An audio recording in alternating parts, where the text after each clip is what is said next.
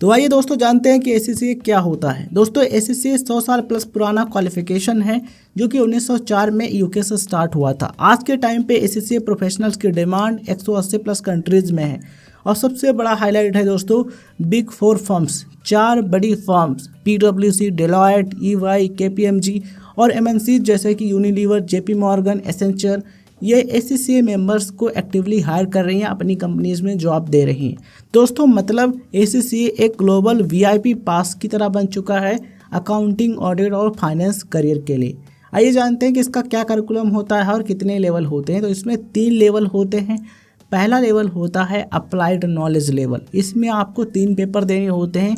कौन कौन से होते हैं? Business and technology BT, management accounting, financial accounting, ये 3 पेपर इसके होते हैं। दूसरे लेवल की बात करें तो ये होता है अप्लाइड स्किल्स का।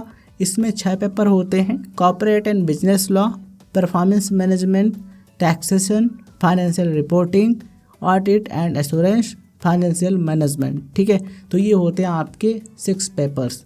अब बात करते हैं लास्ट 4 की। तो यहाँ पर 2 कंपलसरी होते हैं और 2 आपको ऑप्शन चूज करने को मिलते हैं।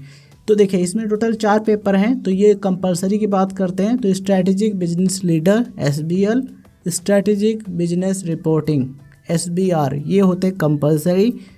और यहाँ पर आपको 2 बचते हैं जिनमें से 4 होते हैं, 4 में से 2 चूज करने होते हैं। तो देखिए यहाँ पर advance audit and assurance, advance taxation, advance financial management, advanced performance management. तो इन 4 में से कोई 2 चूज करने होते हैं। तो 2 ऊपर के, 2 यहाँ पर, ये 4 हो जाएंगे। ठीक है, आइए दोस्तों बात करते हैं कि पासिंग रेट क्या है, मतलब कितना एग्जाम ये डिफिकल्ट होता है। तो अप्लाइड नॉलेज लेवल के जो पेपर्स हैं उनमें 60 to 80% लोग पास कर लेते हैं। ठीक है, अप्लाइड स्किल्स पर मतलब ये जो लेवल होता है इसमें 40 से 55% और स्ट्रैटेजिक प्रोफेशनल लेवल पर 35 से 50% तक कैंडिडेट पास कर लेते हैं। दोस्तों अब बात करते हैं एंट्री और एलिजिबिलिटी के बारे में, मतलब किस तरीके से आप कोर्स कर सकते हो। देखिए मिनिमम 10th पास स्टूडेंट कोर्स कर सकते हैं, लेकिन कैसे कर सकते हैं? 10th पास स्टूडेंट्स को जाना होगा FIA ब्रिज कोर्स की तरफ, मतलब कि जो 10वीं के बाद ही करना चाहते हैं, एससीसीए कोर्स जल्दी स्टार्ट करना चाहते हैं, तो उनको फाउंडेशंस इन अकाउंटेंसी ये ब्रिज कोर्स करना होगा। उसके बाद ही एससीसीए का जो क्वालिफिकेशन लेवल है वहाँ तक जा सकते हैं। मतलब कि 10th पास स्टूडेंट्स डायरेक्ट नहीं कर सकते, उनको FIA करना होगा। ठीक, उसके बाद कर सकते हैं। 12th पास वाले जो कैंडिडेट्स हैं वो डायरेक्ट कर सकते हैं। ग्रेजुएट जो हैं वो डायरेक्ट एससीसीए में एडमिशन ले सकते हैं। ठीक है, तो देखिए 12th के बाद आप किस तरीके से डायरेक्ट एडमिशन ले सकते हो। उसके लिए ज़रूरी है कि 12th आपने अकाउंट्स या फिर मैथमेटिक्स प्लस इंग्लिश सब्जेक्ट के साथ किया हो। देखिए कौन कौन से सब्जेक्ट 12th में होने ज़रूरी हैं।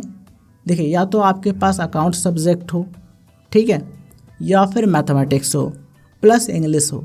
ठीक है, तो अकाउंट्स प्लस इंग्लिश हो या फिर मैथ्स प्लस इंग्लिश हो, आप एलिजिबल हो जाओगे।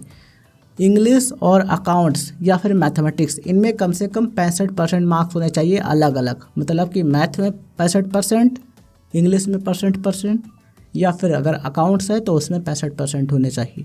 ठीक है, और जो अदर सब्जेक्ट बचते हैं उनमें कम से कम 50% से ज़्यादा नंबर होने चाहिए, मतलब 50% प्लस होना चाहिए अदर सब्जेक्ट में। तो ये कंडीशन है। अगर आपके 12th में कम नंबर हैं तो आप जो 10th पास स्टूडेंट रूट अपनाते हैं वो आप अपना सकते हो, मतलब कि आप भी FIA कर सकते हो, उसके बाद एडमिशन ले सकते हो।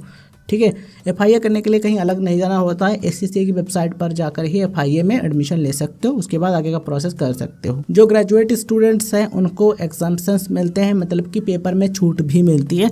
जैसे कि BCom कैंडिडेट हो, BBA आपने किया है, तो कॉमर्स वाले जो स्टूडेंट्स हैं, कॉमर्स ग्रेजुएट हैं, उनको एग्जाम्पशंस मिलते हैं। ठीक है, नॉर्मली आपने कोर्स किया है, ग्रेजुएशन किया, जैसे कि BA BSc किया है। ठीक है, तो ऐसे में क्या होगा, ऐसे में आप एडमिशन तो ले पाओगे लेकिन आपको एग्जाम्पशंस नहीं मिलेंगे।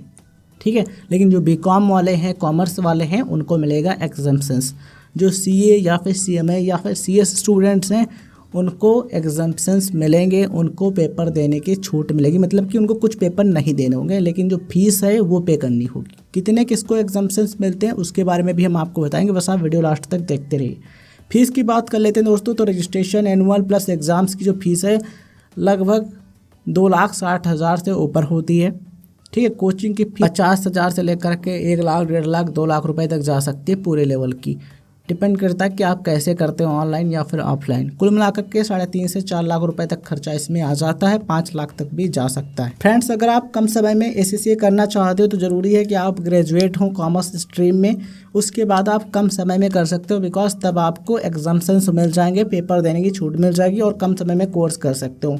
ठीक है। एग्जाम्शंस के साथ आप 1.5 से 2 साल में कोर्स कंप्लीट कर सकते हो। नॉर्मली 2.5 से 3 साल लगता है, मैक्सिमम 10 साल तक कोर्स कंप्लीट कर सकते हो। और दोस्तों, सबसे बड़ी फ्लेक्सिबिलिटी ये है कि एग्जाम्स साल में 4 बार होते हैं, मतलब कि 1 ईयर में 4 टाइम्स एग्जाम्स होते हैं। मतलब आप अपने हिसाब से पेपर दे सकते हो, आप चाहे इधर वाला पेपर दो चाहे वो वाला। ठीक है। ऐसे चलिए बात करते हैं एग्जाम्शंस की, मतलब किस तरीके से पेपर में छूट मिलता है, किसको मिलता है। तो जो बीकॉम ग्रेजुएट्स हैं उनको 3 से 4 एग्जाम्शंस मिलते हैं, मतलब कि उनको 3 से 4 पेपर ना देने की छूट मिलती है। मतलब वो पेपर नहीं देंगे और आगे बढ़ जाएंगे, बस उनको एग्जाम्शंस की जो फीस है वो पे करनी पड़ेगी। जो CA इंटर क्वालिफाइड स्टूडेंट्स हैं उनको 5 एग्जाम्शंस, मतलब 5 पेपर ना देने की छूट मिलती है। ठीक है। जो क्वालिफाइड CA हैं उनको अप टू 9 एग्जाम्शन, मतलब कि 9 एग्जाम्शंस तक मिल सकते हैं। उनको लास्ट के केवल 4 पेपर जो होते हैं वही देने होंगे। अब बात करते हैं करियर और जॉब्स के बारे में। तो एंट्री लेवल पर आपको analyst, audit associate, tax consultant, accounts executive ये पोस्ट मिलते हैं। मिड लेवल पर मतलब कि 2 से 5 साल के बाद senior auditor, controller, senior analyst ये पोस्ट मिलते हैं। 5 साल से ज़्यादा होने पर आपको फाइनेंस मैनेजर, फाइनेंस डायरेक्टर और CFO का जो पोस्ट है ये मिल सकता है। बात करते हैं इंडिया में सैलरी के बारे में। तो फ्रेशर कैंडिडेट जब होते हैं तो 4.5 से 6.5 लाख रुपए पर एनम मिल सकता है। 2 से 3 साल के एक्सपीरियंस के बाद 9 से 15 लाख प्लस, सीनियर होने पर 15 से 45 लाख प्लस भी मिल सकता है पर ईयर का। ठीक है। और इंटरनेशनल लेवल की बात करें तो UK की बात करें तो वहाँ तो 20 से 53 लाख रुपए पर एनम, और UAE 14 से 40 लाख, और सिंगापुर में जो सैलरी है 1.5 लाख से या फिर 1,70,000 से लेकर के 6 लाख रुपए पर मंथ तक भी हो सकती है। डिपेंड करता है कि आप कहाँ पर काम कर रहे हो, कैसे काम कर रहे हो। ठीक है।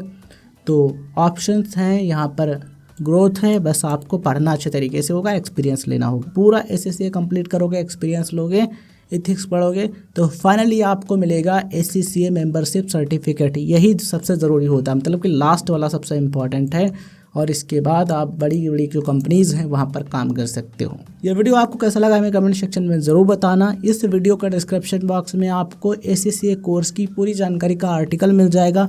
लिंक पर क्लिक करके आप पूरी आर्टिकल पढ़ सकते हो, बहुत ही नॉर्मल भाषा में, सिंपल लैंग्वेज। अगर आप फीस के बारे में डिटेल में जानना चाहते हो तो इस वीडियो के एंड स्क्रीन पर एक वीडियो मिल जाएगा फीस वाला। उस वीडियो में हमने केवल फीस बताई है डिटेल में, आप देख लेना। तो चलिए इस वीडियो को एंड करते हैं, मिलते हैं किसी नए वीडियो में। तब तक के लिए जय हिंद, जय भारत।